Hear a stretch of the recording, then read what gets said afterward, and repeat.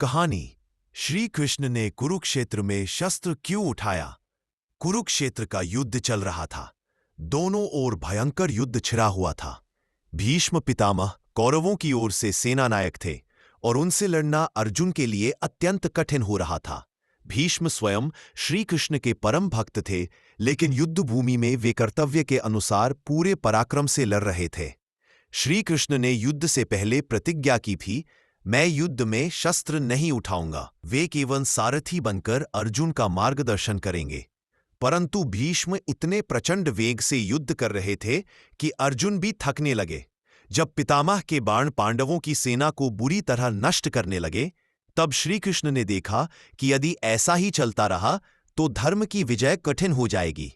भीष्म मन ही मन यही चाहते थे कि श्री कृष्ण अपनी प्रतिज्ञा तोड़कर उनके लिए शस्त्र उठाएं, क्योंकि उनके जीवन का लक्ष्य था वह पल धन्य होगा जब भगवान मेरे सामने स्वयं शस्त्र लेकर आए। अंततः जब अर्जुन के हाथ ढीले पड़ने लगे तो श्री कृष्ण का धैर्य टूट गया। वे क्रोध में रथ से कूद पड़े।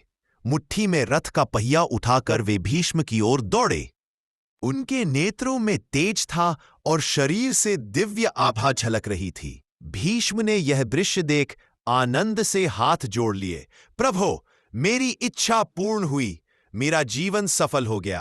अर्जुन भागकर कृष्ण को पकड़े रहे और विनती की, प्रभु, अपनी प्रतिज्ञा मत तोड़िए, शस्त्र छोड़ दीजिए। अर्जुन की प्रार्थना सुनकर श्री कृष्ण शांत हुए और रथ का पहिया छोड़ दिया। अर्थ, श्री कृष्ण ने शस्त्र इसलिए उठाया क्योंकि धर्म की रक्षा सर्वोपरि है। प्रतिज्ञा बाद में भीष्म का पराक्रम अत्यधिक बढ़ गया था, जिससे पांडव सेना संकट में पड़ रही थी। भीष्म का हृदय गोपनीय भक्त भाव, जिसमें वे चाहते थे कि भगवान स्वयं उनके सामने शस्त्र उठाए। यह घटना दर्शाती है कि भगवान अपने भक्तों की भावनाओं के लिए भी प्रतिज्ञा तक तोड़ देते हैं।